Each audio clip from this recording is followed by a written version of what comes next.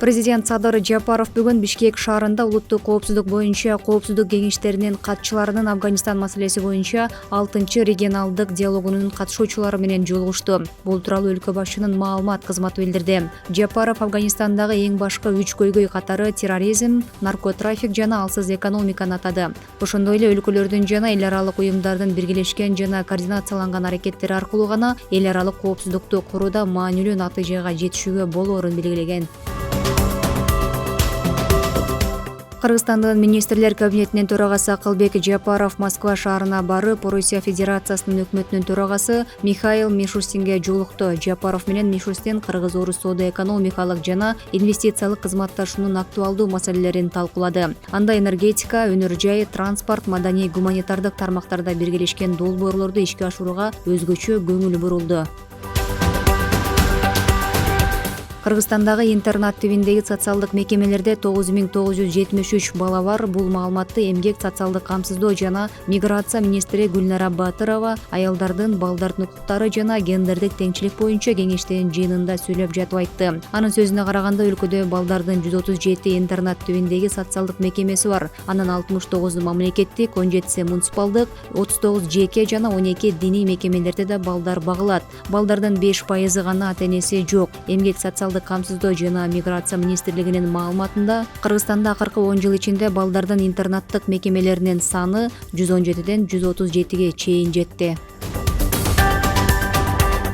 Бишкек тез жардам борборунун жетекчилиги мыйзамсыз 18,4 миллион сомду өздөштүрүп алган. Бул тууралуу башкы прокуратурадан билдирди. Маалыматка ылайык, Бишкек шаардык прокуратурасы тарабынан саламаттык сактоо министрлигине караштуу Бишкек шаарынын тез жардам борборуна текшерүү жүргүзүлдү. Текшерүүдө 2022 жылы жана 2023 жылдын 7 айында Бишкек шаарынын тез жардам борборунун жооптуу кызмат адамдары жана жетекчилиги кызмат абалдарынан кыянаттык менен пайдаланып, айлык акынын үнөмдөө фондусуна бөлүндү деген шылтоо менен эмгекке катышуу коэффициенти катары 18 миллион 126 миң сомду борбордун бардык кызматкерлерине төлөбөстөн өздөрү мыйзамсыз бөлүп алышкандыгы аныкталган. Бул фактылар боюнча кылмыш иши козголуп, тергөө жүргүзүү Кыргыз Республикасынын УКМКнын Бишкек шаар боюнча башкармалыгына тапшырылды.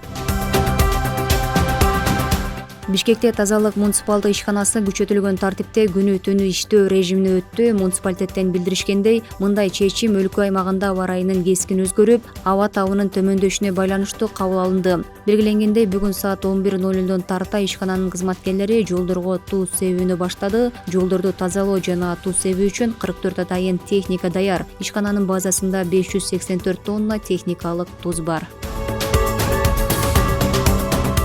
Катаал аба ырайына байланыштуу Бишкек Алматы трассасы убактылуу жабылды. Чек ара кызматы айдоочуларды сапарга чыгууну алдын ала пландап, ал эми учурда жолдо жүргөндөрдү ар кандай кырдаалга даяр болууга чакырды. Мекеме азык-түлүк, жылуу кийим, суу жана күйүүчү майды көбүрөөк камдап алууну сунуштайт.